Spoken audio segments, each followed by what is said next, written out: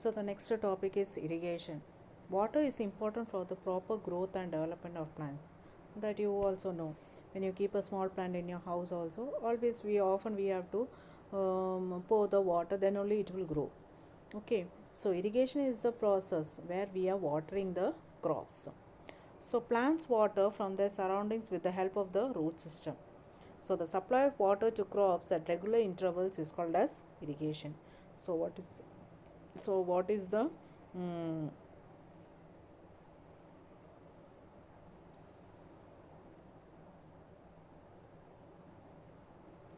what is irrigation? The supply of water to crops is called as irrigation.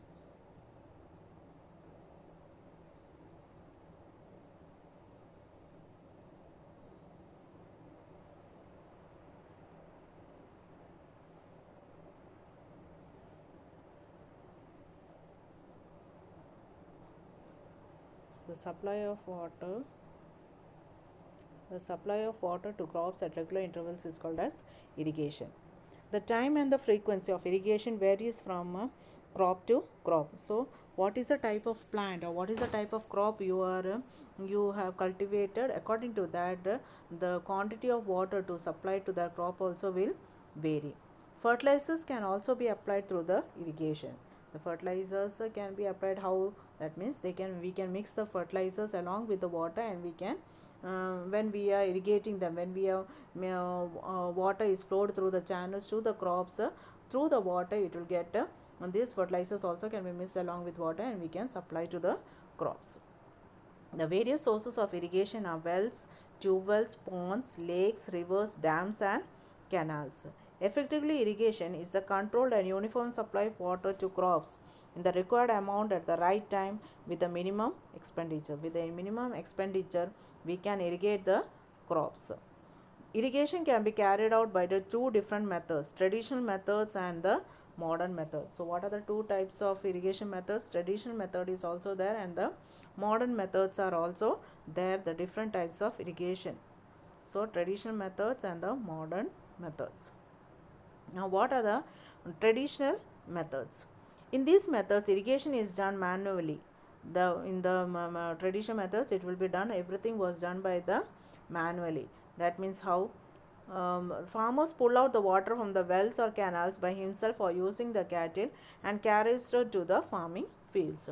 The water will be dragged out from the wells, and through the they will carry manually, or they will make use of the cattle to carry the water to the fields. Pumps are also commonly used for lifting water from various sources. Diesel, biogas, electricity, and solar energies are the few important sources of energy to run these pumps. So they use different types of pumps also for irrigating purposes. The method of pulling water may be vary from one place to another. The main advantage of this method is that it is cheaper. So when we are making use of this manually, it will be more cheaper, the traditional methods. But in the modern methods, it will be used with the help of the different types. That means there are two types in the modern methods. They are the sprinkler system and the drip system. Okay, in the what is the peculiarity of the sprinkler system? This you must have seen in the landscapes all. A sprinkler system sprinkles water over the crop and helps in an even distribution of water. This method is much advisable in areas facing water scarcity. A pump which generates pressure is connected in pipes, and water is sprinkled through the fine nozzles of the. So this water will be forced out through the thin nozzles of the pipes. Then the drip. In the drip system,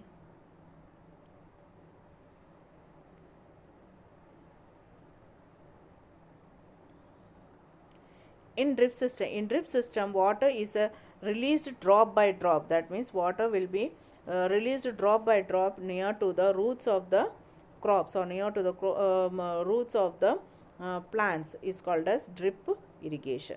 Okay, so in the drip irrigation, the water will be as a small will be near to the root zone, it will be drip. See in the diagram you can see the tube will be flowing near to the through the drop by drop, it will be following near to the falling near to the roots of the plants. This method is considered as the effective one in regions where the availability of water is less. Then do you know the global population is expected to be 9 billion by the year 2050. So the population will reach to 9 billion. But the agriculture activities alone utilize 70% of the available freshwater resources. So efficient and sustainable water use is needed for our own generation and future generation. Drip irrigation is a better solution for economical use of water. Then comes the weeding. Now what is weeding? Weeding means unwanted waste plants can be removed from the field, so that when these unwanted plants are removed, only the crops will grow healthy. Otherwise, all the fertilizers and manures or all the mineral salts will be applied or be absorbed by these waste plants. So in an agricultural field, many other undesirable plants may grow naturally along with the main crops. These undesirable plants are called as weeds. So removal of the undesirable plants are called as weeds, and this weeds, if it is removed, is called as weeding. Weeding is an important process because weeds compete with the crop plants for the nutrients, sunlight, water, space, and other resources.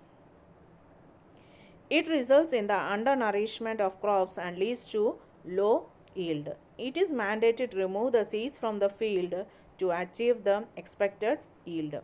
Farmers adopt many ways to remove the weeds